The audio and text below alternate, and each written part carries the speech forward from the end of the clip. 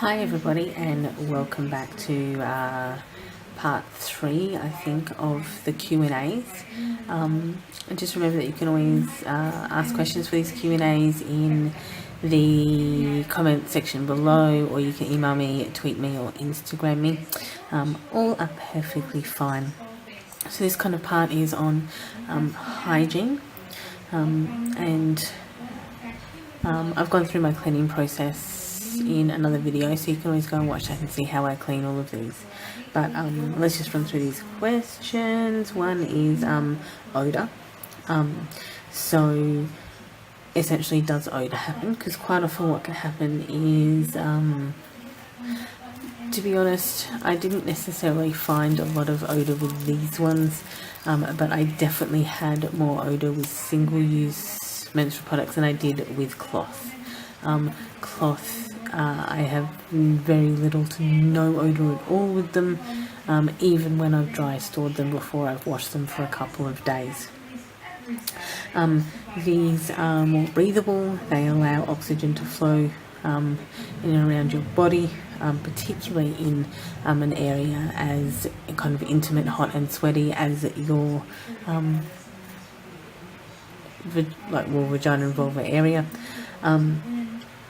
These are not coated in plastic or backed in sticky adhesive. So obviously, if you have a strong or weird odor, everyone has their own scent and odors, and probably the best thing I can recommend for you guys to do is actually become familiar with yourself and become familiar with your own scent. This can and will change and evolve over your cycle, and if your smell deviates from your own smell, seek medical attention. Essentially. Question 2 is tampons and tampons and pads sterile? The answer to this is no, absolutely not. 100%. These are not sterile. There is no way that you can get these sterile. There's no way to actually do this. This is like asking are your clothes sterile, or are your underwear or lingerie sterile? Are your bras? So why would you assume that your tampon is, or that your pads are? I think sometimes that this is associated with the classification of tampons and pads as medical devices, and essentially this is a myth, and it also causes, I will be doing a video on myths as well, but essentially the myth is that these are sterile and that these are not, when in actual fact these are definitely not sterile. But yeah, I think there's a little bit of feedback in, because people assume that single-use menstrual products are sterile, that then these are not, and then these kind of by association become disgusting and gross. Essentially they were classified in a bit of a kind of diversion. Essentially during the 80s, menstrual products, particularly tampons, were listed as medical devices due to the increases in reported cases of toxic shock syndrome in the late 70s and early 80s. So in places like America with the FDA and Australia with TGA, which is essentially the equivalent, they classified them as medical devices to force manufacturers to report adverse health effects like TSS, resulting in warning labels. This also resulted in warning labels like this and inserts to be added to packaging, essentially allowing the regulation of these devices. So this one here, because these are tampons, essentially what it has on here is Libra Slim regular tampons of approximate 11 gram absorbency, suitable for medium flow materials, elemental chlorine free bleached rayon. Rayon is derived from natural plant materials, which is actually true. It's like a wood pulp. Polyester propylene and polyester cover, polyester cotton string, and then it has important tampon use has been associated with toxic shock syndrome. TSS is a rare but serious disease that may cause death. Read and keep the enclosed information, which is this little bit here. This is, it says, made in Australia by Aslaleo Care Australia, and there's the address. So, and that's a little booklet, and you'll find that all tampon products have this, so yeah, that was the reason. The flip side of having these classified as medical devices is that the full disclosure of ingredients is not mandatory due to proprietary ingredients and formulas being legally protected. So a medical device, medication, do not have to disclose ingredients so that other people essentially do not steal them. They probably have to disclose them to the regulatory bodies like the TGA in Australia and the FDA in America, because that's the classification. However, TGA then regulates it from there. But I think because of this, it gives the delusion that these are sterile and that these are sterile when they are absolutely definitely not. Now, this also has another kind of side note, is that because these are not sterile, it also means that bacteria and mold can grow on. So you should not store these. I'm not exactly too sure why you would, but worst of things has happened. You should not store or have these for over 2 years or 24 months, and you should not store them in humid environments because bacteria and mold can grow on them. So do not store them outside of, like, do not carry these around without the plastic packaging. If you were carrying them around in your bag, you might do well to put them into a type of like medical bag, or even if you've seen some like accessory stashes, to put them inside of like kind of pad wrappers or makeup bags in your bags that don't float around. Do not let these tampons float around in the bottom of your bag, because you don't want dust or anything getting inside of this plastic, because that will then become, they will then become more contaminated. Okay, so as I kind of went over before, tampons and pads, because they're disclosed as medical devices, do not actually have to talk about what's in themselves, like what's inside of them, just because, or what makes them up, because this is Kotex as well, because they don't need to. So if you've noticed, this also here, this was a free sample, comes with how to insert them and open them, but also on the back it then comes with all of that information about toxic shock syndrome that they are now legally required to actually have in there. So it's kind of the double-edged sword of classifying these as medical devices. So the good thing is that it means it's regulated and controlled. The bad thing is it means that they don't have to classify what's in them outside of to the regulatory body. One of the biggest influences is actually worldwide of getting these classified as medical devices, particularly tampons, was actually in the late 70s. In 1975, Procter & Gamble released a brand of pads called Rely, a brand of tampons called Rely. After testing in Rochester and Fort Wayne, they were released in August of 1978 in continental United States. Procter & Gamble made these pads in response to women requesting higher absorbency tampons that didn't leak. The consequence of this, these actually were made of these Rely tampons were made of carbon methylcellulose, known as CMC cellulose gum or tylose powder. And this product is also used in food as a modifier or stabilizer, say for argument's sake in ice cream, and it's also used in a variety of other products that people use, including toothpaste, laxatives, diet pills.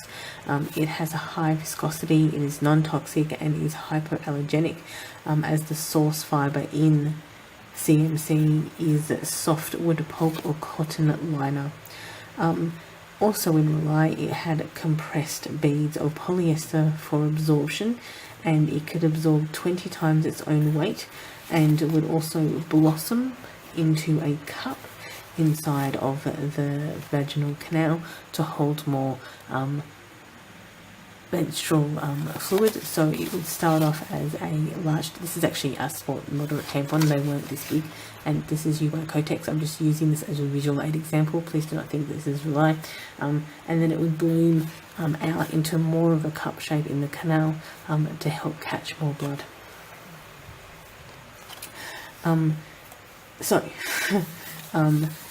The consequences of this cup was that of this Rely cup was that it caused severe vaginal dryness, vaginal canal dryness, ulcerations in the along the vaginal wall, allowing bacteria to flourish. And the superabsorbency of this tampon also meant that the viscosity of the vaginal fluids in the canal were enhanced, providing a higher rate of bacteria, or a bigger, providing an environment conducive to the bacteria growth. So vaginal dryness, sores on the vaginal canal, and an environment conducive to bacteria growth all created a very big spike in toxic shock syndrome during this time, and they were directly linked to the Rely brand. So Rely was recalled on the 22nd of September 1980. But as kind of a direct consequence of this happening, the FDA, which in the US is Foods and Drugs Administration, essentially implemented tampons as medical devices, essentially forcing them in companies to standardize absorbencies, standardized production, and also include things like this and information about toxic shock syndrome in all of their products for all companies. So this had a knock-on effect that also happens in Europe and Australia, in the sense that they were both all of these products were then classified as medical devices and have to carry these types of TSS warnings inside and on their packaging. So as I've mentioned, tampons are regulated in Australia by a Therapeutic Goods Administration, also known as TGA, and prior to the 1st of July 2018 were required to be on the Australian Register of Therapeutic Goods, also known as ARTG. Recent regulatory amendments on the 1st of July 2018, they became exempted goods, so which meant that they no longer required them to be on the ARTG. However, tampons and menstrual cups, being that they are internal protection, are still classified as other therapeutic goods, OTG, which means that they are subject to oversight of TGA, but essentially have less legal and regulatory burdens placed upon them as they had. Tampons will still carry an enforceable safety standard. Technically, this should also be able to reduce the cost of tampons and pads. In case anybody who is not Australian hasn't realised this, we did have goods and services tax on our menstrual product, on our single-service menstrual products, but they will be removed from the 1st of January 2019. Okay, so the other thing was is essentially what are organic single-use products, and are they better than these types of bigger companies? And the answer is organic single-use products use organic cotton. This is traditionally the number one in Australia. This is number 3. There's another company called Carefree that was number 2. I think Carefree in 2018 overtook Libra as number 1, but these two still are quite up there. So organic single-use products contain less toxins than big brands like these two and Carefree. However, they are still not sterile. They still have a shelf life and will still grow mildew, mold, and bacteria. There is no difference at all in TSS or related issues. So with any internal protection that you use, you have a risk of TSS. There is also known less waste. So the environmental impacts of using single-use products are exactly the same, irrelevant of whether you use these types of products or organic products. On top of that, there is another issue relating to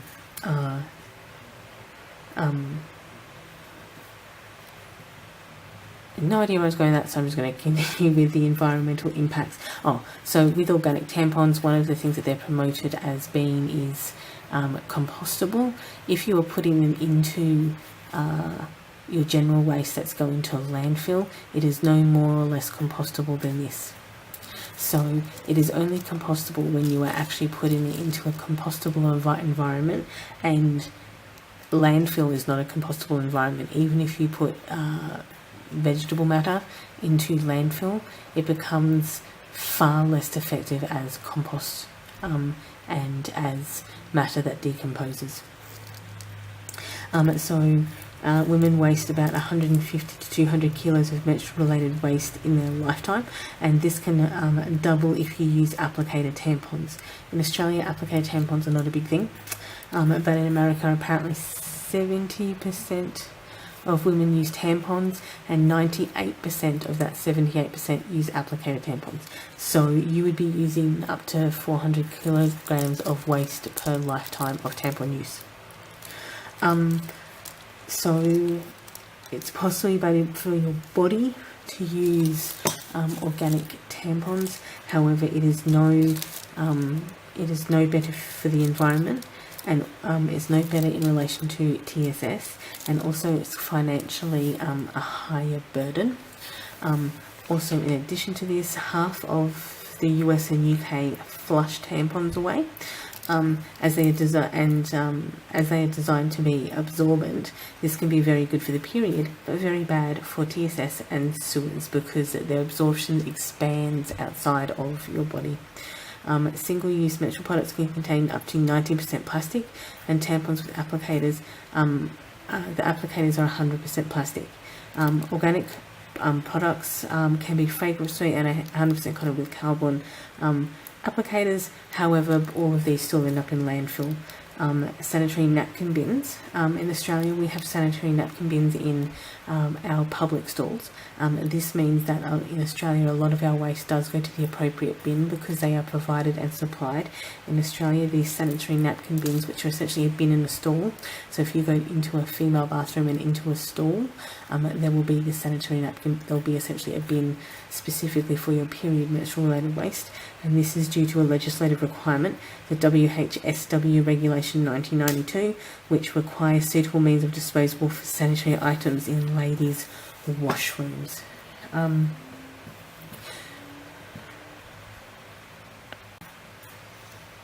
So the benefit of having these sanitary napkin disposal bins is Australia has far less waste being flushed down the toilet. And that is far better for our sewage systems. However, Australia also has a very, very little population in comparison to the UK and the US. Essentially, the New York metropolitan area has the population of my country. pretty sure London Metropolitan has the same population as more population in Australia too. However, culturally, because we have been in a situation where we Australians have sanitary bins provided for them, these types of things just tend to go in them. I have never flushed a reusable product down the toilet. I actually don't know anyone who's intentionally done it. I haven't known somebody who's accidentally washed one down the flushed one, but that's because it was an accident. It's not something on purpose. It's just you take out your tampon or pad and put it in the disposal bin, and those disposal bins are picked up as biological waste, and they are taken by a specific waste company. So yeah, it's probably a far better and more efficient system. I don't know how this runs in the US and the UK. The last time I was in both countries, I wasn't in Australia. So the third thing to mention is cleaning of your reusable items. I do have a cleaning video up on how I clean these. Essentially what I do is I dry store them in a bucket. I don't rinse them out. In Australian summer can get up to 36-40 degrees. It can get quite hot. That's why I don't rinse and to leave in a bucket. We have a high rate of mould and mildew here. We had a fresh loaf of bed mould overnight because it is so hot and sweaty here. So I don't tend to rinse these out and wash them at all until I'm ready to wash them. Essentially I dry store them. I essentially just fold them up, put them in the bucket, leave them until I'm ready to wash them, which is anywhere between 3 to 5 days, because I usually will do a load of washing on the weekend. So they're not usually left more than 4 days. Even though my period lasts for 6, I usually do 2 washing loads with pads in them. And then what will happen is I'll soak them in a bucket of oxy bleach, wash them, hang them out to dry in the sun. Good to go. They don't really require a high level of care in the sense of, I shove them in a bucket to soak, tip them out, rinse them out, shove them in another bowl of bucket to soak, rinse them out, shove them in the washing machine, wash them, hang them out, bring them in. I shove them in the wash with my clothes. It is not that taxing, it's not that hard, it's not that difficult, and it's not that gross. With menstrual cups, all I do is boil them. I usually boil them. This is from my last period, which hasn't been cleaned yet. As you can tell, it's all dusty. Apart from, I've washed it with essentially an adult toy cleaner, but I don't know, it must be really dusty. Usually I will boil this closer to my next period. It's due in 19 days, I think, or 18 days. So I'll wash this sometime next week and put it in a prep pack for work. And yeah, so I will sterilise this by boiling it, and when I'm on my period I will use a adult toy cleaner, which is unscented and free of all of the other stuff that's generally in soap cleaners, and then use that in between, take it out, wash it out with that, put it back in.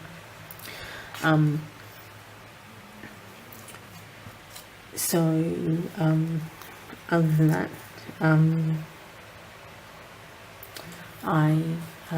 that's what I do.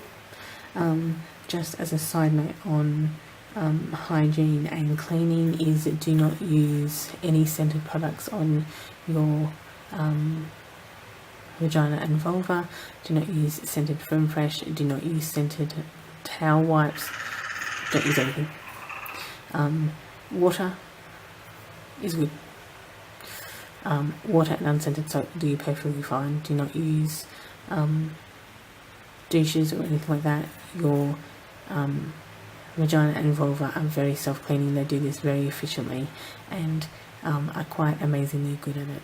So please continue on just leaving it alone. And on top of that, you have a certain scent. Get to know your own scent, and when this changes, this can actually show you changes in your pH balance. It can dictate any problems that you have. So the more familiar you are with your own and yourself and your own scent, better you'll be. Anyway, thanks for that.